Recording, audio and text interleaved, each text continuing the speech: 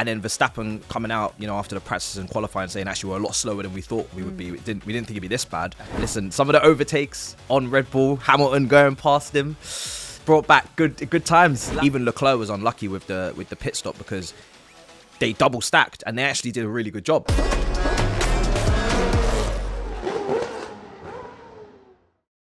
Good morning and welcome to the On Track GP podcast.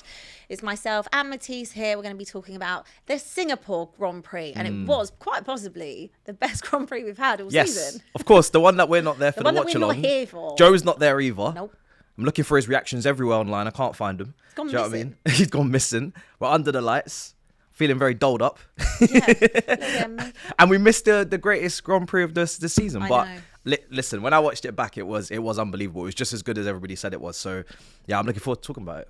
It was Sergio Perez's 250th race start in F1. Not the best weekend for Red Bull. No, and thankfully, because now we got a great race. I said to you, we need to see at some point this season one of these races where carnage happens, and I didn't think it would be this one. I know Red Bull before the race, and we was talking about in the preview, they were saying, "Oh, we might not be as quick as we should be," and then Verstappen coming out, after the practices and qualifying, saying actually we're a lot slower than we thought we would be. We didn't think it'd be this bad, but it was a really really bad day for Red Bull. But listen, they've won every single race. We needed one race like this. There's always one. I remember Monza before with Gasly. There's always one race where there can be some sort of unpredictability. So this was it, and I'm just savouring it because I know that we may not get another one this season. So because the way that they're responding after the race, they're saying, listen, you had your fun, you've had your race, we are absolutely fuming. Christian Horner, Verstappen, everyone, we will be back. So I do believe them. So I'm gonna take all of this and enjoy it. No, I think we can take it. I mean, obviously for me, a poor weekend, unexpected. I think when you've been so blessed and spoiled with having a season where, you've won 10 in a row and Max has just dominated, and ultimately you could have wrapped up the whole championship really this weekend. Yeah. It does come as a shock when the car is always so reliable. And obviously, Max in particular as a driver as well. So we don't really know what the problem was. I mean, there's been speculation that maybe it's the new rules and regs that came in this weekend, but Christian Horner was kind of quick to rubbish that. Just saying it was something to do with the traction rather than the new technical directive. We would need more races to say that that's definitely the problem. Like one race in isolation, we can't really pinpoint anything. Well, I can't anyway. Going into this race, there was no real weaknesses in that Red Bull car. So I definitely will need a few more races of underperformance from them to be like, okay, now it's potentially that. But yeah, listen, some of the overtakes on Red Bull, Hamilton going past him, brought back good times. Lando, everybody overtakes with some great wall-to-wall racing. Do you think there was a bit of strategy that might have cost them yesterday as well? I mean, obviously people were pitted. Yeah. They chose to stay out on those tyres. And ultimately you could kind of see once they were all getting overtaken. And I was watching it in disbelief, looking at Max being like, it's very rare I see Max ever be overtaken. And I was just like, oh my God, what is happening here? I mean, for me, no, because I feel like they knew they didn't have the pace, so they went with a different strategy. They tried to stay out there, and if there was a red flag, and sometimes there is quite often crashes at the circuit. So we saw a few DNFs. If there was, a red flag or a safety car, then they would have taken advantage of that, put themselves up higher in the grid, and they might have capitalized on a situation. So I think they were just looking for something. I think they did end up pitting just before a safety car came out for Ocon, I think it was. Correct me if I'm wrong, but I think it was Ocon that kind of DNF'd on his birthday, which I couldn't believe when I heard that 27th birthday. Not the best way to celebrate. Yeah. And they had pitted just before that, so they missed that kind of potential window. So I think they were just opportunistic. And if they don't have the pace, then there's no point pitting at the same time as everybody else. You've got to try something different. So it just didn't work out for them in the end. The pace difference was insane. Just some of the cars, seeing a Merc go past them at the speed. I was just seeing like, a Ferrari and a Merc. Yeah, I was like, what? And a McLaren. I thought I was going back in time. Yeah. It didn't really make no sense. So it's so bizarre. But they did end up with Max in P5 and Sergio in P8. So it's not too bad. It's not too bad. No. Obviously, I think it's just where the standards of Red Bull are. That is a really poor weekend for them. But I think by most standards, if, neither of them got out of Q2 in qualifying, and they had a pretty disastrous weekend. So for Max to even finish P5 is not too bad at all. Shall we have a quick talk about Ferrari? Because I don't think any of us saw that coming. No. You know, they had a good race in Monza, and Sainz's one lap pace has been getting a lot better. Yeah, and in the preview, I couldn't commit because I said it's Ferrari. They always find a way to make things go pear-shaped. So I need to see more, races back to back before I say, oh, Ferrari are going to be on the podium. And they absolutely smashed it. Absolutely smashed it. Even Leclerc was unlucky with the pit stop because they double stacked and they actually did a really good job. I was looking at that double stack and I was like, they are going to mess this up. I was going to say, usually when you see a Ferrari double stack, it's like, you can't even do one pit stop. Don't try and do double. Yeah. You're going to come out with 3 tires. You're going to come out with a wet and 3 softs or whatever. So when I saw the double stack, I said, there's no way this is going to go well. And they did it. The pit crew smashed it. But unfortunately, they got caught up in traffic and they had to let a few cars go past. And it just completely derailed Leclerc's race from that point onwards. But Sainz, to lead, and this is where I've always had a question with Sainz, can he handle the pressure? Can he lead a race and finish off a job? And he was unbelievable. His drive was perfect. What he did at the end for Lando, I was shocked. No, I love it. But I loved it. Yeah, I did. As much as I wanted some overtaking and I wanted some back and forth because it was a 4-way fight. And I was like, we're only going to see this once. Probably this season. So I was really lapping it up. And obviously the Mercedes were on fresher tyres. And I thought, maybe we could get back in here. But what he did for Lando to keep him in, a second's range and allow him to just get that tail and just... anyone who saw them on Instagram, they shared posts. And obviously they've known each other for ages. They love each other. Yeah, love each other. So it was a very brotherly moment. It was nice. The bromance I was absolutely here for. Obviously we both really like McLaren as well. So it was a brilliant day for Lando. Yeah. But Carlos Sainz, we have been critical of him in the past. And I think we've heaped a lot more praise maybe on Leclerc just naturally. But I think actually over the two of them, Sainz is having a better season than Leclerc. You could argue. I think it's difficult with Ferrari because I had such high expectations a couple years ago for them to be challenging Red Bull, and they started off so quick and they had that speed and they just obviously had their engine issues and whatnot and their strategy. But I expected them to kick on, and because they haven't, it feels like everybody's underperforming. But yeah, listen, Sainz, what a win. Monza was good for him as well. So let's see if they can carry this on. I really can't wait to see Joe next. Because I need him to have the same celebration energy when I see him next. He's been crying for this. He wanted to win. I have to say, that jacket has gone through a lot this season. He has been absolutely begging for a win all season. He's finally got it. We weren't all on the sofa yesterday. Like just the 3 of us here to all enjoy the moment. Yeah. I mean, obviously you guys would have loved it because Red Bull were fully in the mud yesterday. Oh, I would have been doing knee slides. You would have had a great weekend overall. And we're going to talk about that. Ferrari Twitter as well. Shout out to them. They were really and actually, you have to give credit to Ferrari. They've had a lot of stick from a strategic point of view, from a car point of view, driver point of view. And I think since that summer break, they've really turned it around. And I don't know what upgrades they have implemented finally, but those upgrades, they seem to have worked, haven't they? Yeah, well, I can't keep up with these upgrades. Everybody's trying to upgrade the W14, everybody. Yeah, literally. So it's crazy. But yeah, what a performance. It really was. Let's have a chat about Mercedes then, because it could have been an even more perfect weekend with George Russell. But what happened? Well, it started early, them two fighting, because obviously Hamilton felt like Russell didn't give him any room. As big as a Hamilton fan as I am, I think Russell was fair. He was on the racing line. He had the corner.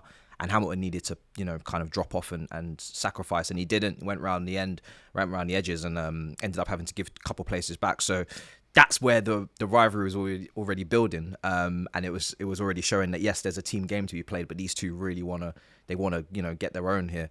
And yeah, I think Mercedes, they pitted well, they did their job, they stuck in there, they got their fresher tires on, and it kind of Leclerc was a sitting duck, and then the rest of them were like, they knew that they couldn't pit because Mercedes had built up such a good advantage with that pit stop that if they did pit, they would have been behind them. So I was starting to believe that maybe Mercedes would be able to get back and maybe win because they were just catching them at a crazy speed. But Russell, just you're on the last lap. Hamilton is putting you under a bit of pressure. He's saying, listen, he needs to go faster, push. You need to go. Lando's there. Come on, do something, or give me the place. They were never going to swap the two Mercs when Russell's on a podium spot. That's just not fair, in my opinion, anyway. Yeah, it wouldn't have been fair. No. And it's not like as if anybody overtake there. It was difficult because of what Sainz was doing. But for him to just go off, straight down the escape road. On the last lap is heartbreaking. And yeah, I didn't even hear his team radio, and I haven't watched his post-race interview because I just know he's broken. And it's a shame because they had good races. You know, they finally performed in that Merc. They've been so up and down, so unpredictable, and you know, I've not been able to really see any consistency, but this was a really good race for them. So it's a shame because now they're only getting nowhere near the points they should be. They needed these points. Yeah, to be they invaluable definitely to the needed team. both drivers to be in the points. Fight for second. Russell did say it was absolute heartbreak. He said he absolutely was lost for words after we mentioned clipping the wall at turn 10, which in turn broke the rear suspension and sent him to the barriers and out of race. Yeah. And the funniest thing is that Lando had done the exact same thing just before him, but managed to get away with it. Yeah. Somehow, you know, it's just one of those things. It's either your weekend or it's not your weekend. But it was a good weekend for Lewis Hamilton, who finished in P3. Yeah, so some nice overtakes. not Really, all doom and gloom from a Mercedes No, perspective. definitely not. No, it was a fun race. Yeah, it was, and their strategy was good. I mean, they had that twist strategy with the virtual safety car. You know, they switched back to the medium tires, and I think that kind of allowed them to stay in front and try and challenge for that win. No, they timed it well. Yeah, they absolutely did. McLaren, livery. Livery. It would look good. It's that livery under the lights. It's livery FC. I loved it. Listen, I was happy for Piastri as well because he was coming back from far and he recovered the points really well. Two great drivers. I'm going to say it. Really happy with that team because they are they really are. I mean, Oscar is in his first season. Yeah, he is having first time at Singapore. Such a brilliant rookie season. And obviously we were lucky enough to meet him a few weeks ago. But nice person, great driver. Really good driver. And I think they're a really good partnership, him and Lando. Yeah, it's a brilliant partnership. There's a lot of longevity there. And I hope that car does them. I hope that car does the service it should for those level of talent in terms of drivers, because they are capable of challenging for podiums consistently and maybe winning races as well. Whether they can get a world title will really depend on the car. So really happy for them. Lando on the podium was brilliant to see as well. It was very nip and tuck at the end. I was worried whether or not he was going to be able to hold that second place, but he kept it. And I'm always happy for Lando when he's on the podium. So yeah, I was buzzing for McLaren. It's good to see them back. They're consistently there now. They are back 100%. Are we gonna let's say? I mean, I know we're looking ahead to, I guess, next season. They look like the strongest team. That they can. Well, what aside from Red Bull? Or are we just saying Red Bull had an off weekend? Well, Red Bull, Red Bull. They're 100%. We don't favorites. foresee that these issues are going to. No. Red Bull are always the team that I would be expecting next season to be the strongest. But out of Ferrari, Mercedes, McLaren, who do you put? McLaren right now they look second. They look the strongest out of the group. Aston Martin, you never know, because the massive jump up that they made this season, if they do that again, then who knows what that car is capable of. But at this current moment, McLaren look really solid. They look like the team that next season you'd be looking at them as we looked at Ferrari a couple of years ago, where they could be going toe-to-toe with Red Bull, and I would love that. I'd love to see it. So, and that's where Perez would be under a lot more 100%. pressure, because now you've got Piastri, who's very talented. He's had his rookie season, outperformed. He's now got some experience under his belt at these tracks, because when we were speaking to him, it was, first time in Singapore, first time here, first time there. He's got now his one race under his belt at these tracks. And this is a very difficult track as well. It's very, very difficult for the drivers. It's a long race, so he did brilliantly. And yeah, for me, I think those two drivers as a pairing up against Max, if Checo's not up in his game, it could be crazy. That's it. And we've said it all season that from a Red Bull perspective, because Max has been so good, maybe it's kind of, even though we've criticised Checo, it hasn't been as important as it would be if there was someone that is directly battling. No team this season has come anywhere near. I mean, the gap is nasty. The gap is huge, and huge. even with this weekend. So I think it's so important that for next season, and even for the rest of this season, that Checo starts to make sure that he is P2, P3 behind keeping Max. Checo in check. He's got to be Perez patrol. And if you know who's keeping Checo in check, it'll be Lando and Oscar. It'll be Lando and Oscar. Maybe that's what he needs, because Max clearly. Again, I'm taking this weekend out of it. Oh, of course, 100%. This was just a bit of fun. We'll say it's a one-off. But yeah, I think that we all know that Max is super competent as a driver, his generational talent, and I think that Checo is also a great driver, but just the drop off has been too big. And I think if he is going to retain that seat and Red Bull are going to be dominant for years to come, they have to have a pairing like Mercedes had. I say Checo is very good. Greatness I'm going to save for the greats. Save it for the greats. I'm just having a look here at Aston. Not a great weekend. No. P15. Yeah, and then Stroll as well. What happened in Stroll, qualifying? Huge crash. I mean, thank goodness he was okay. That was a big crash. I know that maybe we got a bit of ahead of ourselves with Aston, and I think that now we're looking, we're back end of the season now. We're in that kind of final stretch, and if you think back, I'd say Aston were having a great time, but probably after maybe like 6 races, I'd say the drop off really started. They put clearly a lot of investment and effort into the start of the season, and they've not been able to follow it through. And this is their first time in these positions. Like, this is the first time they've been this competitive and at this part of the field. So there's a lot of learning curves here, and obviously they're the ones leading their kind of upgrades, and they're not supplied by anyone in terms of they're not feeding off any other team, and they're innovators. Like, they're trying to lead the way, so that in itself is even more difficult. So yeah, I think for them they were kind of like a mix between a Mercedes and a Red Bull, people were saying, and whatnot. Yeah, and they're just floating in between. But I'm not really too worried about them. I think next season at the start we'll see what they've got in store again. From the moment Stroll was out in qualifying, I mean, that was already half the situation kind of ruined for them. And then Alonso was fighting with Alpines, and there was some really good wheel-to-wheel racing. Yeah. But again, when Alonso's down there, you just have to think to yourself, what's going on with that car, because he's too talented for that. I think we kind of just thought, because of how good they started the season, that we would see that car progress throughout. And we really thought it would be a battle between, Aston, maybe, McLaren. For the top three. I think at one point we weren't even talking about McLaren. It was only kind of just around Silverstone time that we saw them get the upgrades that actually kind of elevated them to the level they're at. We thought it would be Aston. It's almost like Aston started and then they handed off the baton to McLaren, and McLaren are going to run now. And I'm just a bit disappointed, because I think we got so excited, maybe too overexcited for Aston. And like you say, it is early stages of them being, I guess, competitive in that way. But I think that I expected to see better upgrades than maybe we have done. Yeah, the Newcastle of F1. Yeah, the Newcastle. They're new to this. We need a little bit more.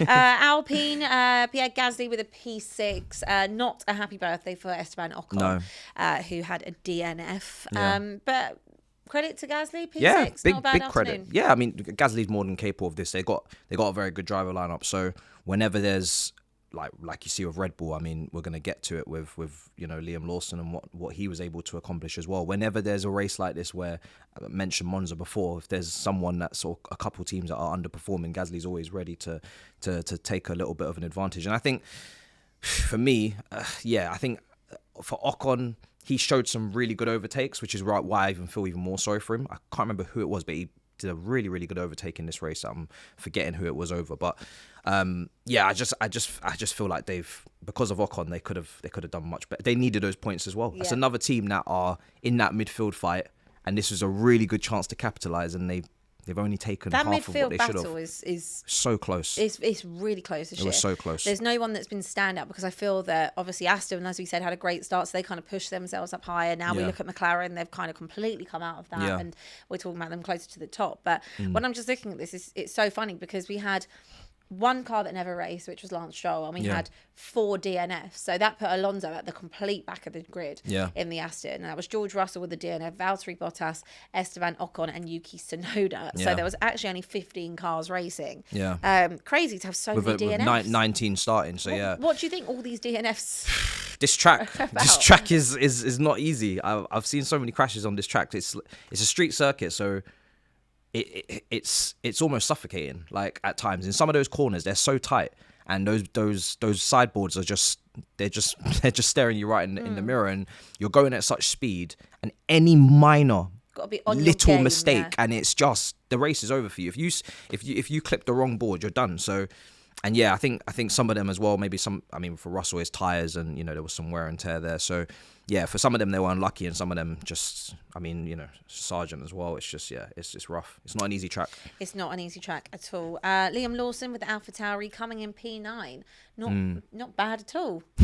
Unbelievable. Will Danny Rick get back in? Unbelievable. This is another rookie that I can be excited about. I had Oscar. Sargent was like, De Vries was like, and then we've got Liam Lawson. I mean, to do this in your first race at Singapore is ridiculous. It's just, that is a massive overachievement, and obviously again needed, because Tsunoda was completely out of it. So big. He's probably one of the most impressive drivers, I think, for what he's able been able to do, and he's massively impressed Red Bull. I think he went past Verstappen or knocked Verstappen out of qualifying. Yes, he did. Which was hilarious. I was not happy. It was hilarious. So the fact that he was able to do that, and then obviously as well in the race, managed to finish where he finished, I think Red Bull will be very impressed with that. So they'll be keeping an eye on him for sure. This is what I was saying. Like when Liam Lawson gets into this seat, Danny Rick's future is very like up in the air now that he's obviously injured, unfortunately, Massively. because Liam Lawson's really talented. I've heard so much good things from Richard, and now I'm getting to see it, and I'm very impressed. I'm very impressed. Yeah, it's not looking good for Danny Rick. I mean, Liam Lawson, Q3 and points for him in an AlphaTauri. We all know that car is not the best. It's his third Grand Prix that he's doing that. First driver to score points in the second car this season. I mean, surely there has to be a spot for him on the grid in 2024. This is like reminds me of the Alpine situation where they had Piastri, but then they also had 2 drivers they liked as well. Do you leave AlphaTauri unless it's to go to Red Bull? I don't know where Liam Lawson's head will be at. I think he'll want to be in Formula 1 next season. I'm sure it is the pinnacle of motorsport. Be happy to stay in AlphaTauri?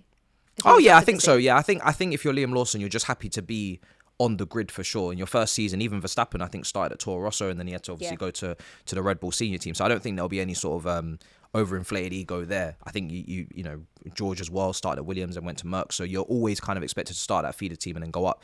If you're Oscar, you're lucky. Sometimes you land at a McLaren and it all makes sense, and then the car gets stronger. But most rookies will start in those feeder teams. I think when it comes down to Liam Lawson, he's got to be on the grid in some way, shape or form. I don't really want to see him as a reserve driver. I want to see him on the grid. So someone's going to lose out here. It's Verstappen, Perez, Ricardo and Tsunoda. Someone's got to go. I think for me anyway, or maybe he'll pick a new team. Maybe he'll go to a different team. Yeah, but maybe. I think he'd probably want to stay in that Red Bull umbrella, considering how it's strong. a shame. It's a real shame for they Danny are. Rick. It's a real shame. Do you think it will be Danny Rick that Because, loses out and goes back to reserve driver? Well, I'm not being funny, but I mean, he's been out. I know it's not his fault what happened with his hand, but I think it's just circumstances. And Tsunoda, I think Tsunoda deserves 100%. Would I like to see Danny Rick and Liam Lawson? Yes, I would, because I love Tsunoda Danny Rick. deserves to be in that seat. But yeah, Yuki does a pretty decent job, and he's really matured. I think the last few years in that AlphaTauri. He's been unlucky the last couple of races. He's become a bit more of a leader, I think, since having a rookie there. And more longevity with him as well. Yeah, and like let's say that Danny Rick's back and fighting fit for after Japan. I mean, what excuse is there to take out Liam Lawson, who's performed the whole time? I mean, Liam Lawson will have to leave, I guess, once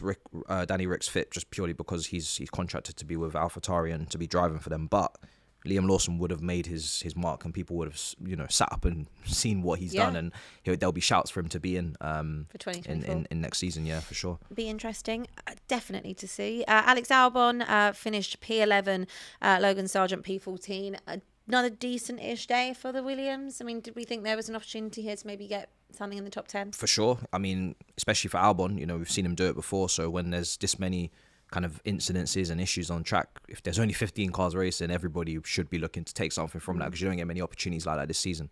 The most interesting thing with Williams was delivery. I loved it. Yeah, the livery was nice. The livery looked really good. For Williams, they'll see this as an opportunity missed, especially for Albon, Sargent out as well. But yeah, not everybody can crack that top 10. There's only a few spaces there, and unfortunately they weren't one of them. Yeah, well, someone who did get in the top 10 was Kevin Magnussen of Haas. Picked up a vital point for them in their battle at the bottom end of the table. Nico Hulkenberg only managing P13, and Zhou Guanyu sandwiched in there in P11. P12. Looking ahead, though, we have got Japan. It's an early start for you next week while I sun it up on holiday. It's an early 5:30. start. Yeah, Suzuka circuit is going to be beautiful. It's only figure of 8 circuit on the calendar. 5:30 is a rough one. Early morning. It's a rough one. And I have a feeling that things are probably going to return to normal as well.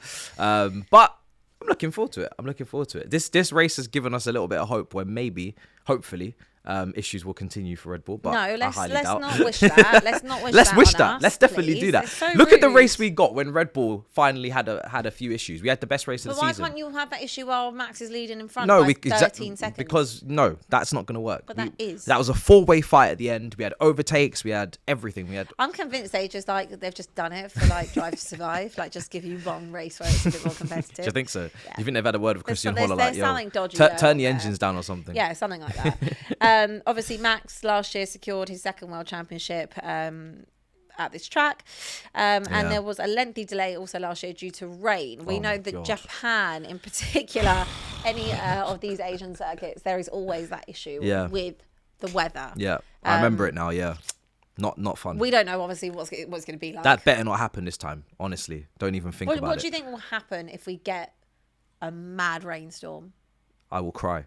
I mean, if the race is... But you want an interesting race. I do, but I also want visibility? I want the race to start on time. Especially at that time, I need the race to start on time. It's not so nice, make a decision. If it's raining heavily and it's not safe, shut it down. I know people are going to be fuming right now listening to me, but honestly, I just hope that it's not too much rain, because it is notorious for this year after last year. So hopefully we just get no problem, little dribble, but let's get the race underway and let's go racing. Keep it dry. Let's go racing, as they say. Let's go racing. Well, Who said that, Abby? I just hope that Red Bull find out the issues. No. Recover. Don't find out. No. We need to find out the issues. Have you seen the gap in the constructors and the drivers? Why does it take a week? You don't need to figure out anything. You're going to win. Why does it take a week for Red Bull to completely capitulate for whatever reason they did? Yeah. For other teams to be competitive. Why can't you just be competitive? This is the first time Mercedes has done anything in literally 2 seasons. It's the first time Ferrari has done anything in a season and a half. Why can't you be competitive and try and put some pressure on every other week? Man City. Put the pressure on. Same thing. Put the pressure on.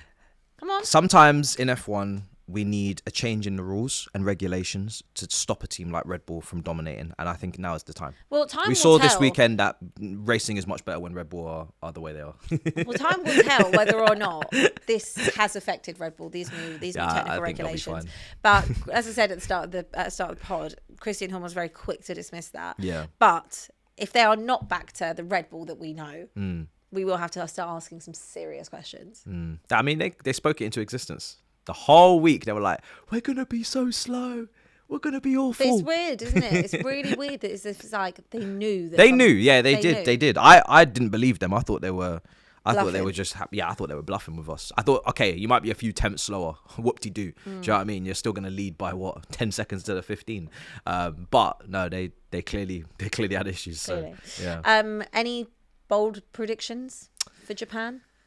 Lay it all out there. It's early, isn't it, for that? Let's see. I mean, I do think Red Bull will return to their best form and dominate. But I think McLaren can continue this. Really, I really do. And even P1? Ferrari. For P1? P1? Nah. Podiums, but we'll go for podiums for McLaren. Yeah, we'll go for podiums. I think Verstappen will still win the race, and I think he'll be itching to get back in front. But I think McLaren, Ferrari now, I've got to give them some credit. That's 2 races in a row. They've improved themselves, so maybe they can continue this form as well.